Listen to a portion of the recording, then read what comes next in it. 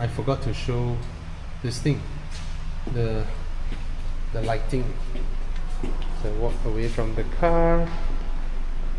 It locks itself, and then look at the lighting stuff that goes on.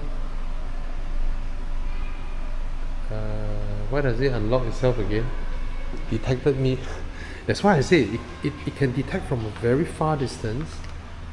Oh, it unlocks again. Wait, I step further away.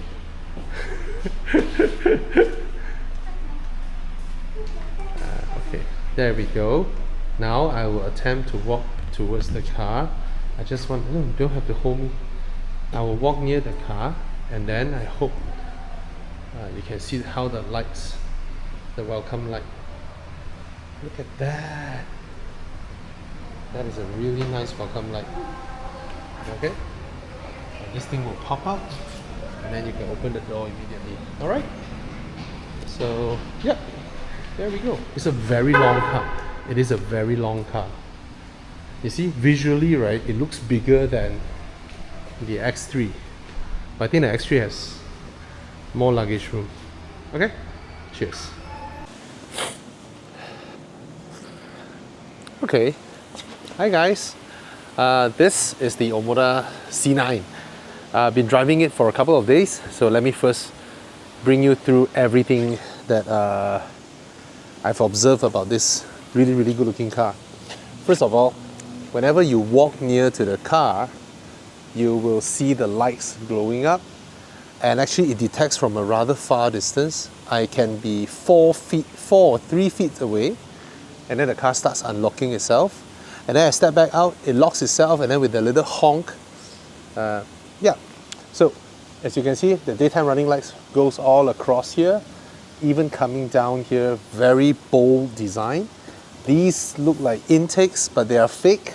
They look like aerodynamic elements, but actually it's more for stylistic purposes.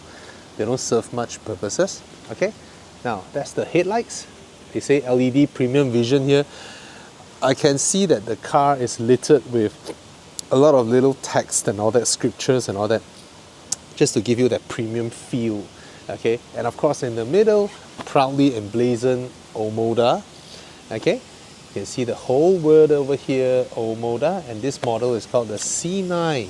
Okay, now this car in China is actually under the brand Exceed, but somehow in Malaysia it's called Omoda C9, as you can see. And the interesting thing is that, look at this here, Jaecoo. This car is sold not in Chery dealerships, but in Jaecoo dealerships. So I have a previous video that I explained a little bit about that, but then just to cut it short, they have two strategies. The Jaecoo brand is to focus on family lifestyle and adventurous kind of stuff, whereas the Chery brand would be for value, for pragmatic usage, you know, more family oriented will be Chery. Jaecoo will be more experience and lifestyle oriented. So this car and the Jaecoo J7 both falls under the lifestyle element of that. Okay, now it starts from 168,000. This particular model, of course, is full spec. It will be 188,000, 4-wheel drive, 2-liter turbo, 260 over horsepower, 400 Newton meters of torque, and the whole car.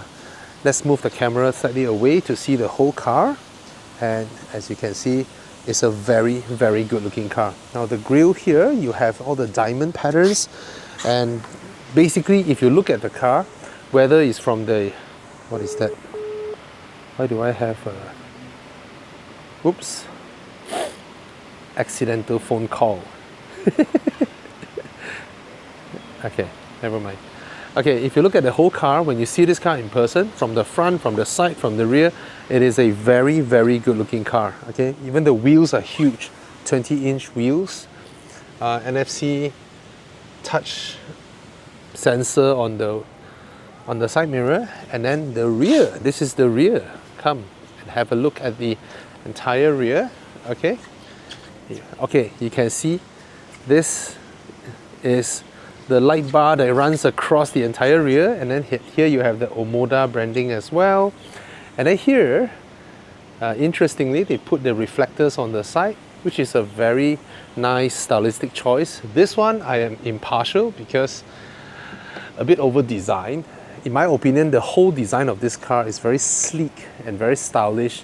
This is a bit overdone. Now this entire boot is of a slant back. If you stand there from the camera, from there, and then you look over here, you will be able to see this angle. So this one makes it look very stylish, but also limits when it comes to luggage capacity, which I'm gonna show you now. And there you go. Okay, that is the boot space of this car. Now this car, if you park it next to a BMW X3 or Lexus NX, right, you can see that this car is huge. This car is actually really big in size in terms of its overall dimensions. I was driving past a Cayenne the other day. I was like, hey, I don't think I'm a lot smaller. However, the boot is not as huge as it seems because there is a full-size tire, spare tire underneath the luggage area, which I think is a choice of whether the local importer, depending on what they want. Don't worry, it's still recording, it's just that it turned the screen off, okay? So the local importer can spec it whether with, no, when they deal with the factory, because this is locally assembled. So perhaps for more conservative customers, they would prefer a full-size spare wheel. But in many cases, I think for me, especially in Malaysia, I no longer think that we need a spare tire in our car. Bringing along with us, 15, 20 kilograms for no purpose. Because in Malaysia now, I think you are never 30 or 40 minutes away from a tire shop. But of course, availability is another issue. Anyway, there are tire repair kits and all that. If you look at all the premium brands, they have begun giving up on spare wheels and instead opting a larger boot space. So what you get here is actually a very shallow boot space. If you measure from the tonneau cover, the height of the tonneau cover, look at that. It is actually rather shallow. Yeah, you can stand here and then you can see the whole thing. Okay, darling? It's all right. Thank you so much. So this is the tonneau cover and we can actually remove it. And let's see if after I remove the tonneau cover, do I get a spot to store it? I don't think it does. Yep.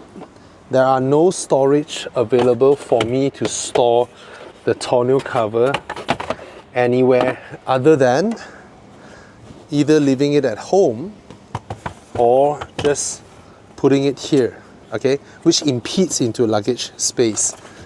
Okay, now not all manufacturer has scored this well. I mean, Subaru has done it for the longest times. 20 years ago, they have solved the tonneau cover storage thing by allowing you to store it underneath the cover.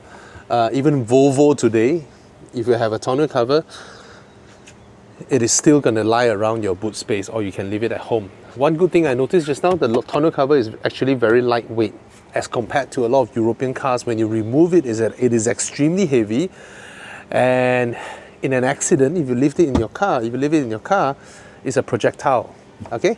Now, there are no levers to put the seats down from the back, which is a hallmark of premium cars. If you position yourself as a premium car, first of all, of course, here, the skid plates should be made of aluminium. They can actually do an aluminium one, which looks a lot more classy. And this is rubber, plastic. And there are no levers here to drop the seats. Again, I'm gonna name drop Subaru because they've done it 20 years ago. You pull a lever, pam, the whole thing just goes down. Anyway, so the only way to drop the seats is to either go do it from the inside, or if you're tall enough like me, like if it's most petite ladies, I don't think they'll be able to reach here. But if you're tall enough, then you can reach the seat backs. Now, as opposed to this being very lightweight, the seat backs are just as heavy as those of European cars, right? And if you come here, you can see the loading space of the car has increased tremendously when you drop the seats. However, the opening height is still limited. So if you have a mountain bike, you cannot just remove the wheels and put it in easily. You have to maneuver it a little bit, but I think it will fit nonetheless. Okay. Luggage wise, as I mentioned just now, you can only load your stuffs until here, especially if it's hard suitcases. If you go up here, you won't be able to close the boot. Okay. And there are no smart tonneau cover stuffs like, you know, how Mazda pull up and all that. So I think this part gradually, I think they will improve. All right. Now let's go to the best bits of the car, which is the interior. Okay, I'm going to open this door. You can shoot from this door. Oop. There you go.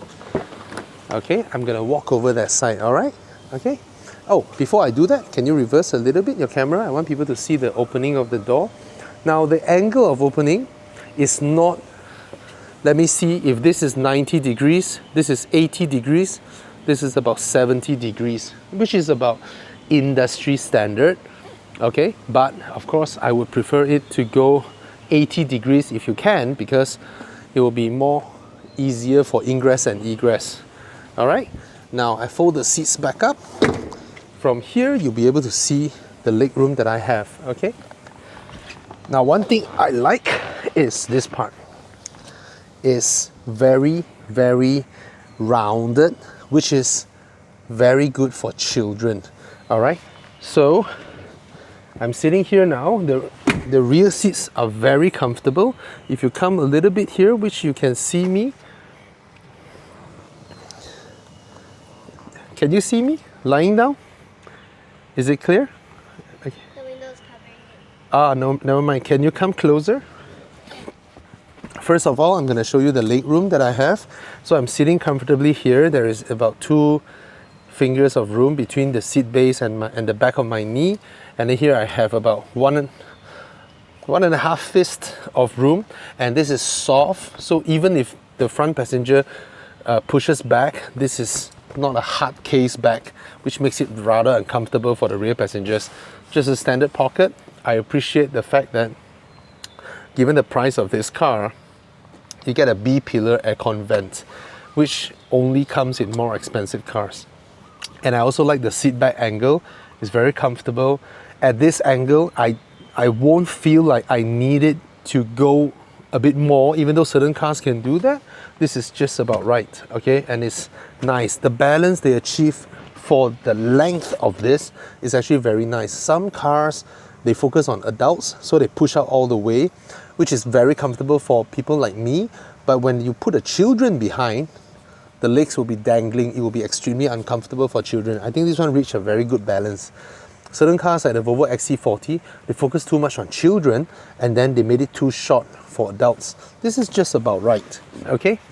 And other than all this, the entire car is littered with a lot of luxurious little stuffs, which I'm gonna show you. Can you come into the passenger seat, darling? Okay, let's open this door for you. Can I hold it? No, you just sit beside me and I'm gonna go there, all right? Okay.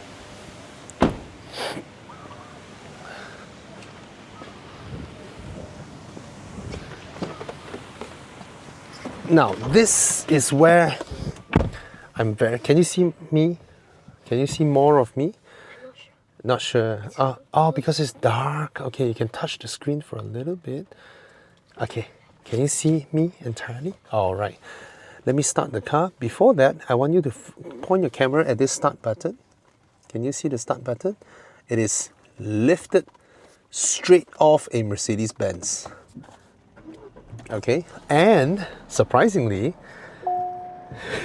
your arms are tired.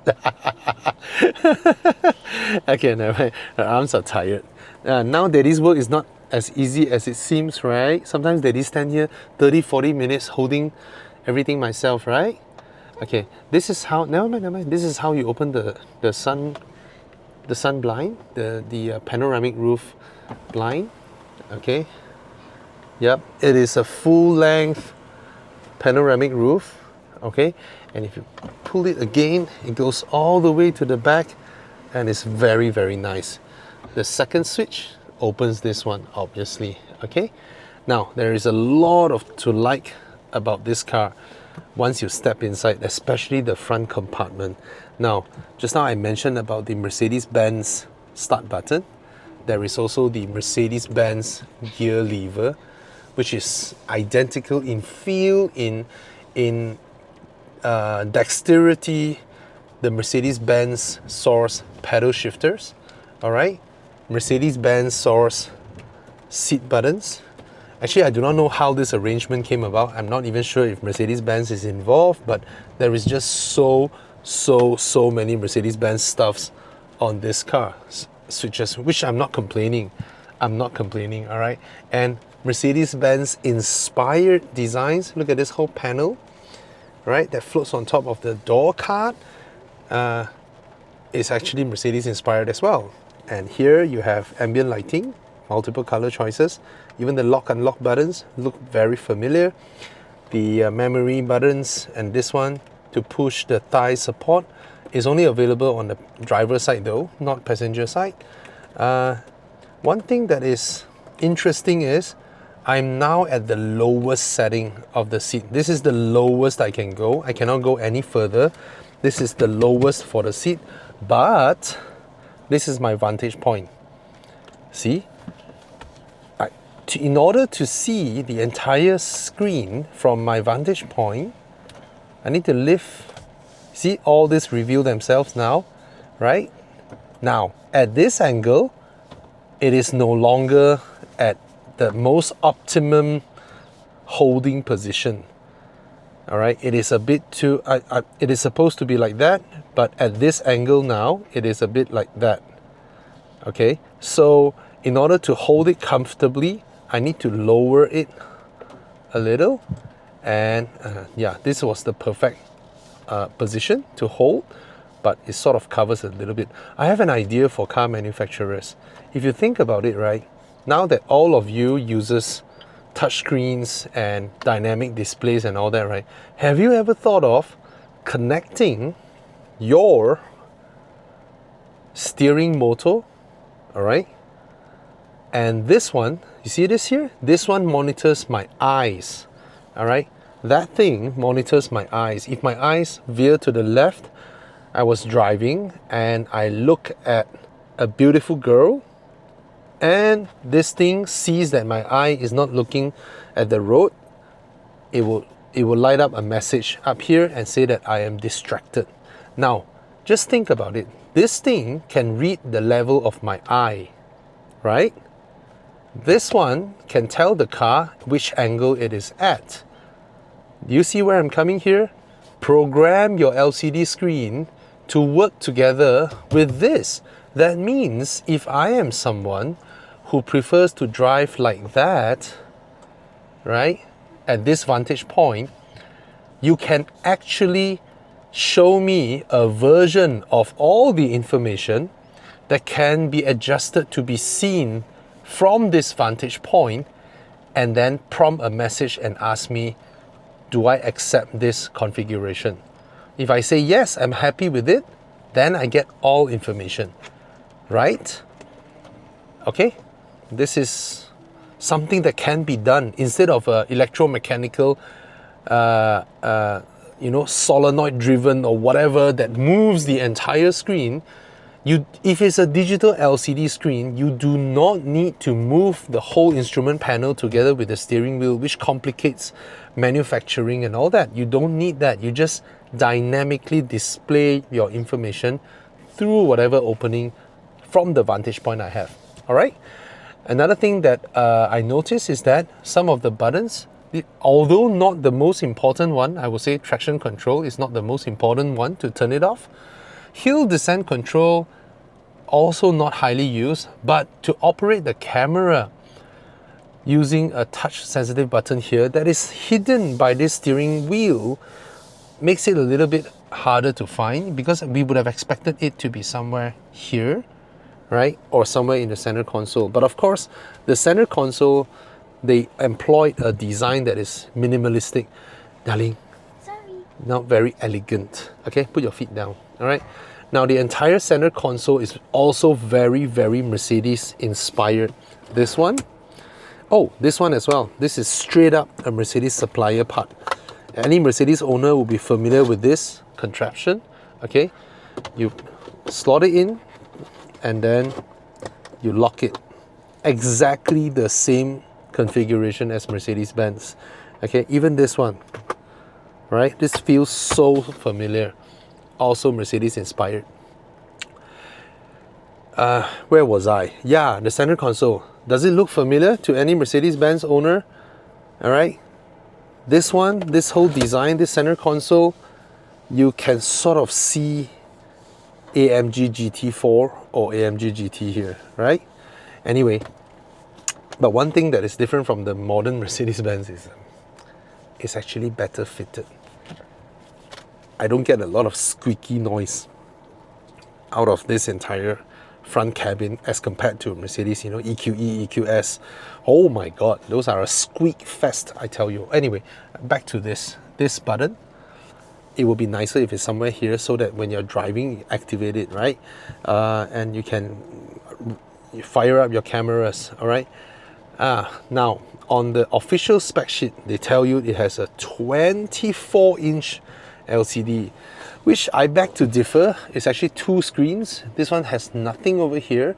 This is just a cover, but it is classfully done, all right? It is very, very classy. Look at the way it is being implemented, as opposed to BMW putting a square rectangle screen that runs across every single model. This one is actually rather classy. Look at it, it's a slim bezel at the sides, and if you touch the edges, it is so well constructed. It is very, very well constructed. Beautiful to touch. Now, this comes to the touch sensors of this car.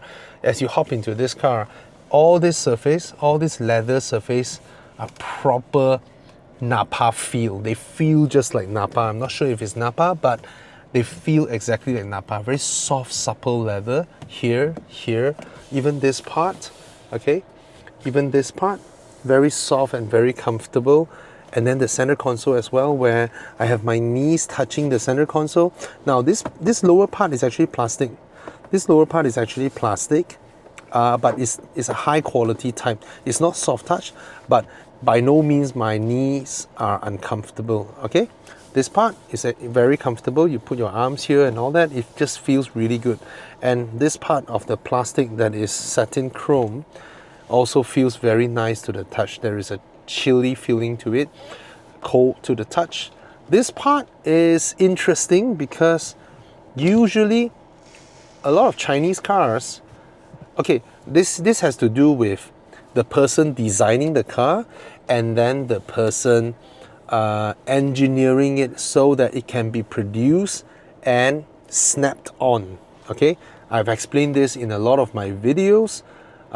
It's not just about how it is being designed, it is also about designing where the conjoining parts should be and will be, and then whether it hides away from view. I'll give an example. If this cut line isn't here, all right, if this part is molded all the way to the end here, next to this dial, right, it is molded all the way to here, and then the top part, because you need 2 separate parts to put stuffs, right, and then you snap onto it, right. If this is molded further here and then it goes up, you know, somewhere here or something like that, then at least it's not as obvious. But here it is actually rather obvious. Now I'm just talking about industry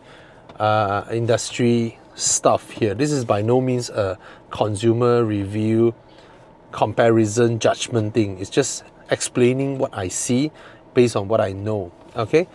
But overall, it is still done really, really well, especially compared to the French. The French loves designing fantastic stuff, and then when it comes to designing where to join, where to mold the parts, they're pretty poor at it, even though they have been improving, okay? But overall, I like the dashboard. It's all soft touch, and Yeah, it's a nice design.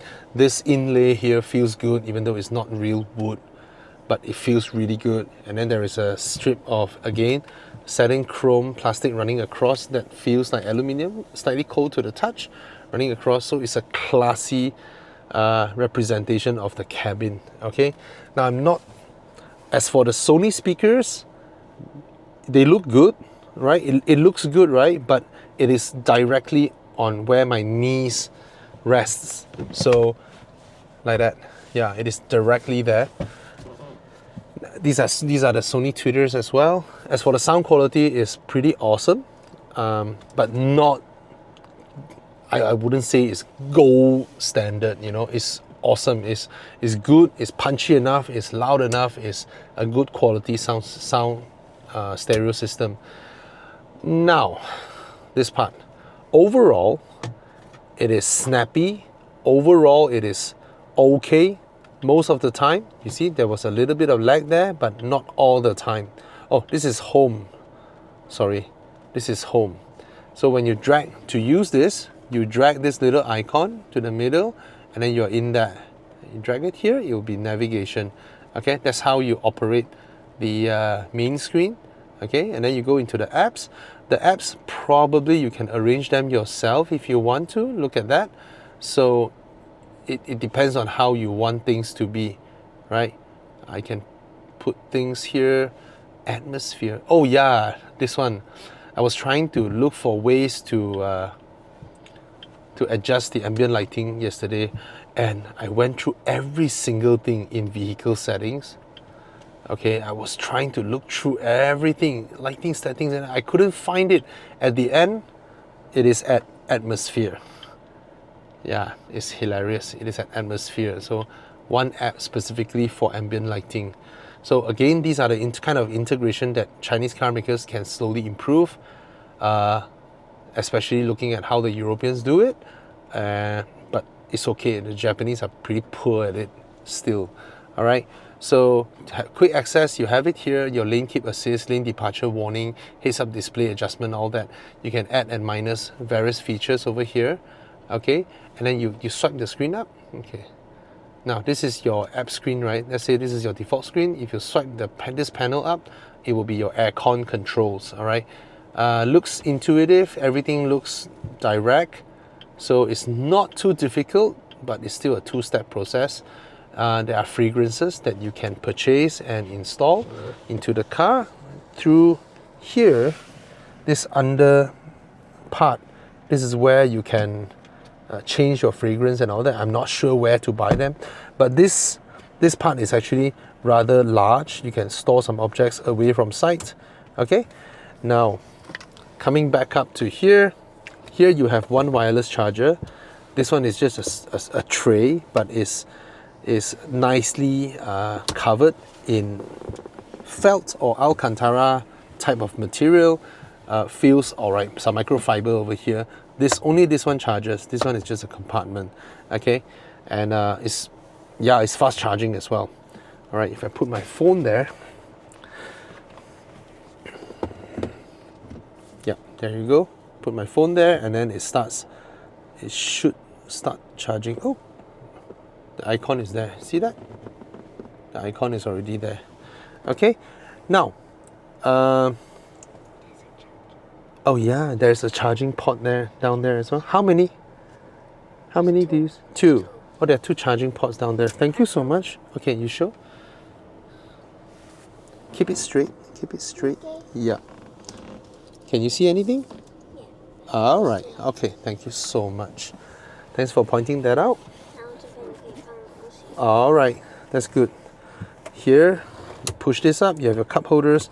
Oh, our power bank. Remember to bring it upstairs. Here, I have something special for Malaysians entering Singapore or Singaporeans going back Singapore. And this is a special message to Singapore Customs as well. You can put some contrabands here. You can put your vapes and all that is banned in Singapore, and you can hide it here. Then you put more things on top so that the customs officer wouldn't know. Okay, this is pretty deep. Okay, and there is a inlet here that lets out cool air, which is nice. Keep your drinks chill if you want to. All right, and then there's this rubber mat. Is there a drain hole? No, it's just two screws. Can you imagine if there is a drain hole there, right? That goes all the way down. That means you can pour ice. All right, okay. All right, what else? We've covered here, covered all this. Oh, this car has Apple CarPlay and Android Auto. I've been using the Android Auto pretty well. It's actually pretty good. In the fact that it doesn't limit me that much, you know, I fired up Android Auto, I can do my map, I have my Spotify here, I pause my Spotify, and then my phone is here, and then I play YouTube videos, the sound goes through the car, and my map is still running, which I appreciate. Anyway, okay, the three dials here, no, it's all right. Okay, the three dials here, this one quickly lets you control the air volume, okay, which is I rather appreciate that. Most people like it. And this one toggles the recirculation. All right, very straightforward. This one, I do not know why this aircon button is here, but nevertheless, this one lets you toggle whether you want cold air or not, which is, this one is interesting. This is very dramatic. This center button with the like Bentley kind of Swarovski kind of stuff going on there, that which looks really luxurious, changes the driving mode. Okay, eco mode. You want snow?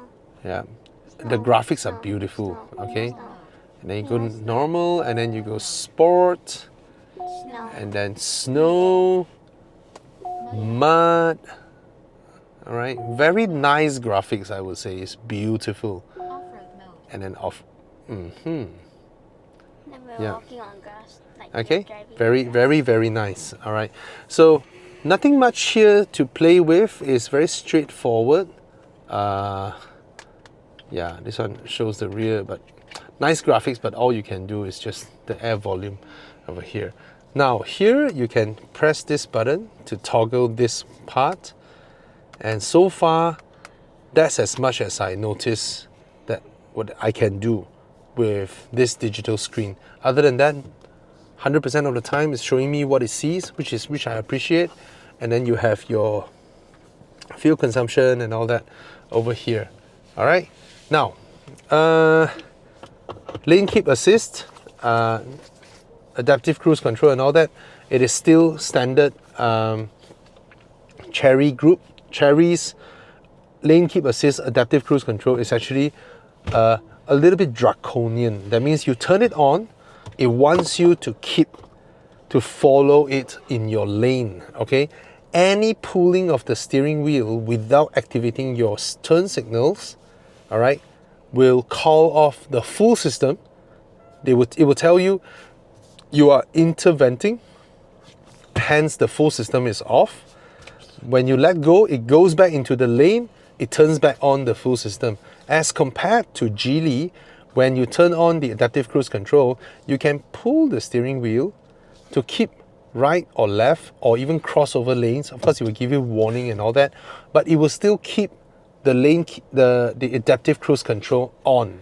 All right. So this one, I mean, it's just different ideology, but I find this one, when it is in lane keep assist adaptive cruise control, if I try to pull my steering wheel a little bit, that means I'm not listening to the car would momentarily turn off everything because because of my intervention. All right, so that's how Cherry Group takes it. Activating it is very easy. You know, just press this middle button and it's on. Okay, it's just super easy. This one to change the distance, this one to increase the speed and reduce the speed. That's it. This one is changed to your you can set a speed that you want to, and it warns you. All right. The voice command is not. Maybe I need to spend more time with it, you know, to operate it, but I've been trying to do the ambient lighting, but it wouldn't. But then I found out it's a separate app, so I'm not sure about that. This is the funny part. This one I suspect initially they want to design a separate knob so that we have a knob to quickly adjust the volume.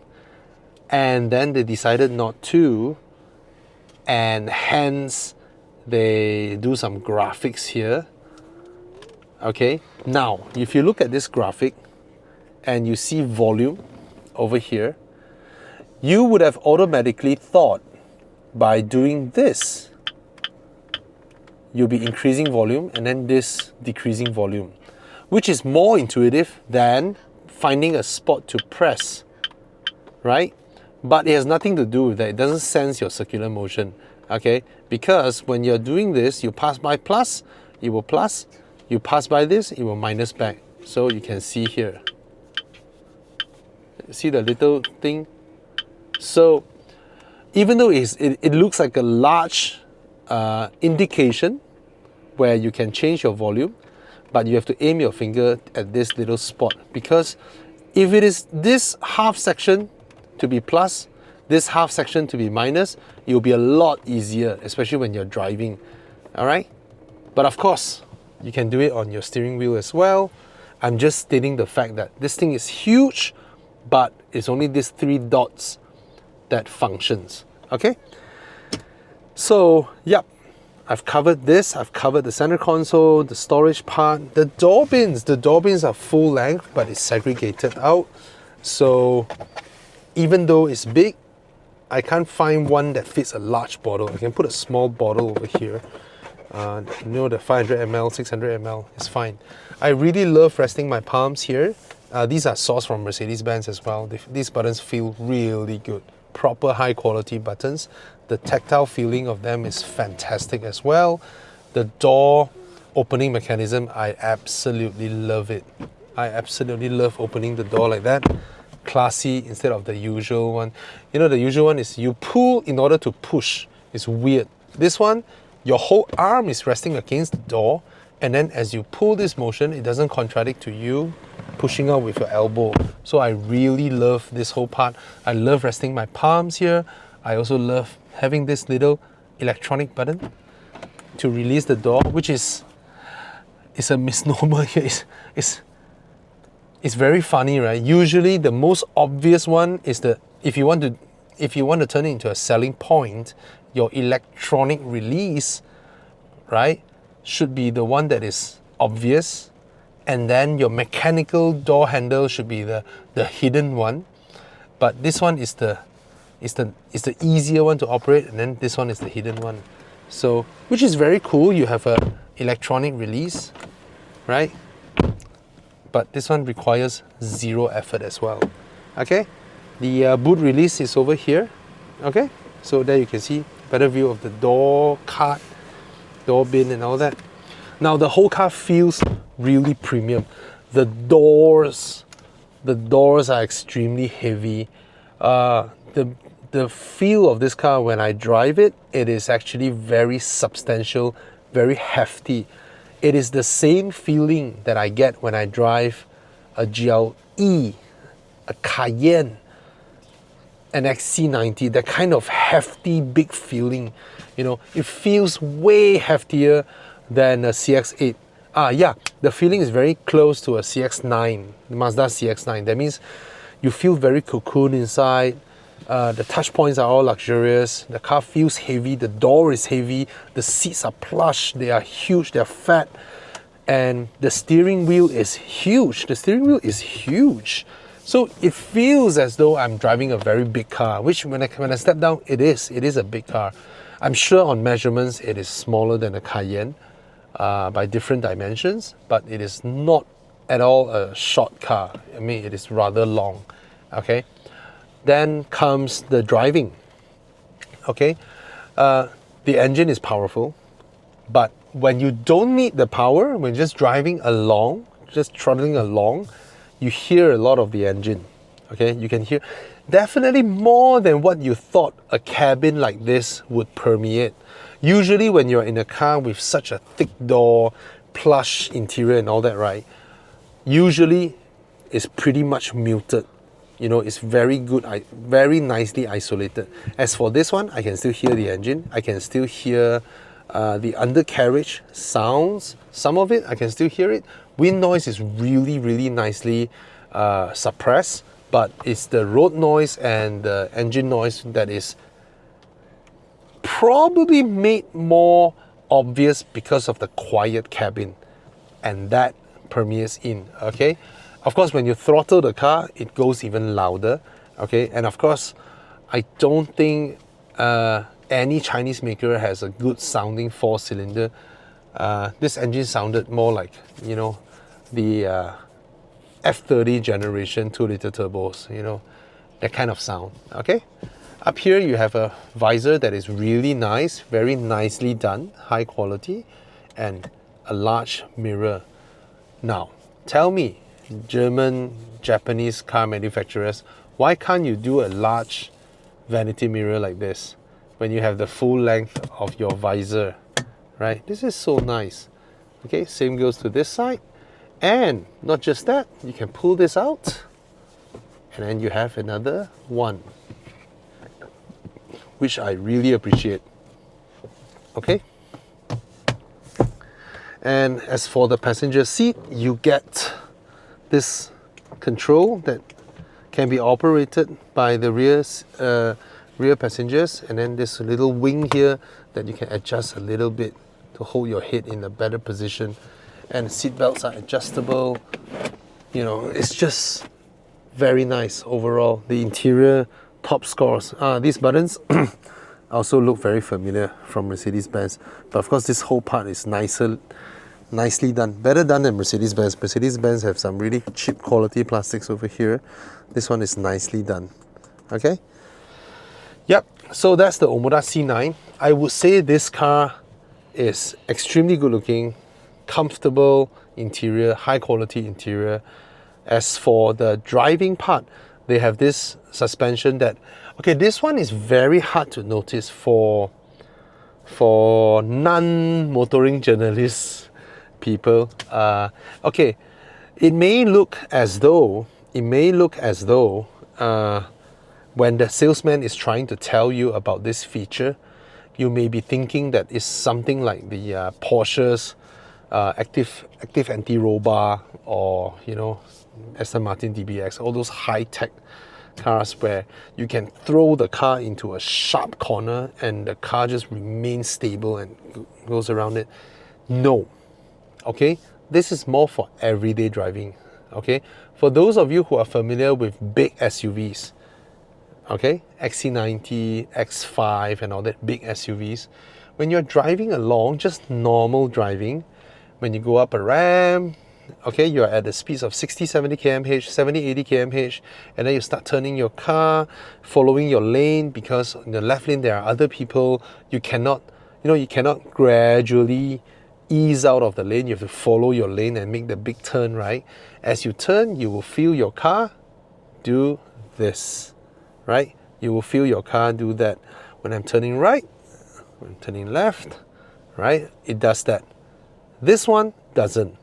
At that kind of speed, at that kind of pedestrian daily usage speeds, when you do that kind of minor turn, you will notice your whole car remain flat. Of course, it may give you the presumption that, oh my God, this is awesome, let's throw it into a corner. No, it cannot take the full breadth of the weight of the car being pushed towards it, because it's a different system.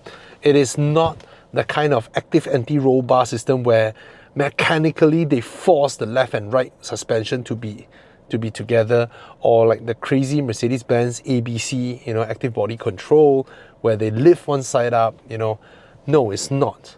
It is not that type of system. This is just electronically controlled to variably harden which side to balance the car, to reduce the kind of motion, so that when you are driving normally in the city streets, let's say you're going up to a junction and then it's green light, and then you turn, there's another car turning together with you, you have to take the tight angle, and when you're doing that in your normal driving speeds, 30, 40 km/h, your car wouldn't roll that much. That's it. Okay? So it is not a sporty setup. It can cruise comfortably on the highway at higher speeds, but it is not a sporty Macan Cayenne X5, X3 competitor. It is not set up to be that. It is set up to be really, really nice inside. You know, feels good to see the ambient lighting. You have nice sound system. You have a spacious cabin, front and back. Nice touch points. It just looks good from front to rear. The steering is really nice to hold and all that. And the only part that it will lose out to competitors that it is trying to represent, because don't forget the price point. This car is cheaper than a CRV. It is 188,000. It starts at 168,000. Heck, it is cheaper than a Mazda 3 hatchback. Okay, so when you see the car, when you forgot about the price, when you look at the car, you touch everything, right? You will immediately expect to be in a GLC or an X3 or a Q5 at that kind of level. No, it's not. It is not. In terms of the drive, but in terms of its interior, the plushness and all that, it is, okay? Another thing is suspension as well. The suspension, even though it has a high-tech suspension, it is trying to make it a little bit sportier.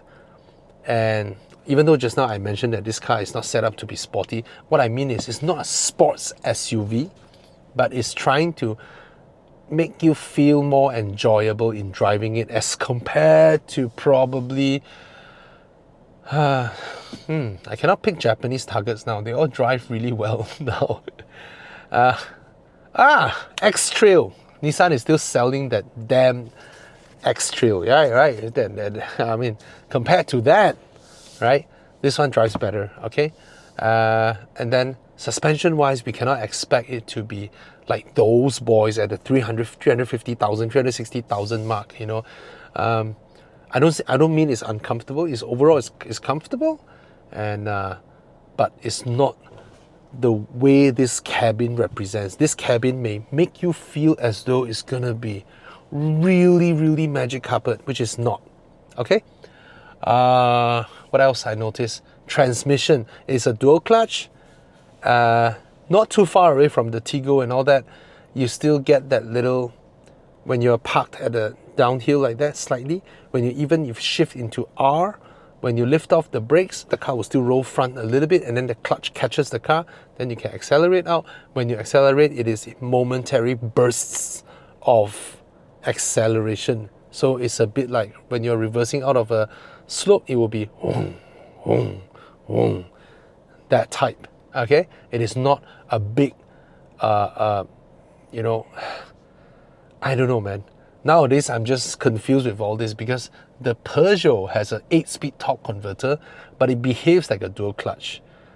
And this one, when I'm driving, I don't feel the whole dual clutch, everything and all, but it's the way they try to make the engine react to you faster that keeps giving you that bursts of acceleration. So there is very little moment where I can just comfortably just slowly ease my throttle and roll off, like how the whole demeanor of the cabin incites me to believe I could. It will be the kind of that type of driving. Okay, so yep. That's a lot. Wait, I haven't shown you this one. I love this. I love the screen of this car. When you go into reverse, when you go into what, you know, it's okay. Maybe I shouldn't turn it on. I don't even need to turn it on. I just need to put on the turn signals. Look at that. It makes my car transparent, and I can see my blind spot and all that, whichever sides, right? Which is really nice. Okay, so I kind of like the way they do it. Screen is high resolution. The rendering is fantastic. Okay, so again, 168,000. That will be the base spec probably. I don't know what else is omitted from this car. Already gets you something like this. It's crazy. Now under Jaecoo, they will have two cars now. You have this one and the J7. I can comfortably tell you, if you are someone who likes sharp handling of your SUV, you pick the J7. The J7 is way more nimble, corners nicer and harder than this car. It's lightweight. The car feels high quality inside, but when you drive it, it is very nippy and very zippy, right? This one gives you that kind of Land Rover, Continental, heavy, hefty feel on the road. This one makes you feel that way. Okay, I personally, in terms of driving, if I were to pick two cars to go up Genting Highlands, I will pick the J7 over this one. All right. If I were to go on a long distance drive, actually both cars do it really well. The J7 actually does it really, really well. But in terms of the whole interior cabin, exterior design and all that, the premium feel of it, this one certainly, this one certainly makes me feel like I'm driving an expensive car, the Omoda C9. All right, so here's my full review of the car, and if you watch it to here, that means you might be a buyer, because I shoot my videos for people who are considering to buy a certain car. That's how I position my channel. I explore the car together with you. I don't cut my videos, because I think if you are an intended buyer, you want to know everything about the car, then you watch my videos. I don't care about how many people view my videos. I don't care about whether you subscribe to my channel or not.